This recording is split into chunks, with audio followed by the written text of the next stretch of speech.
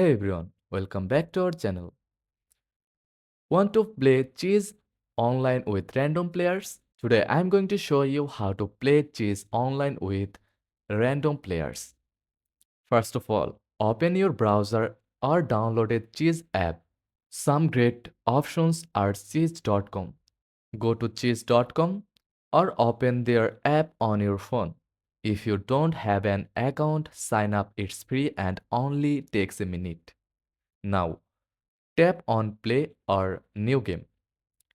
You will see different game options like blitz, rapid or bullet chase. Pick a time controls that suits you. If you want a fast game, choose bullet or blitz. For a slower strategic game, go with rapid or classical. Once you are ready, click find opponent. The system will automatically match you with a random player from anywhere in the world. And just like that, your game begins.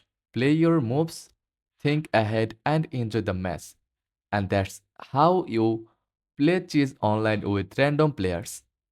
Have fun and keep improving. Like and subscribe for more quick tips. Thanks for watching.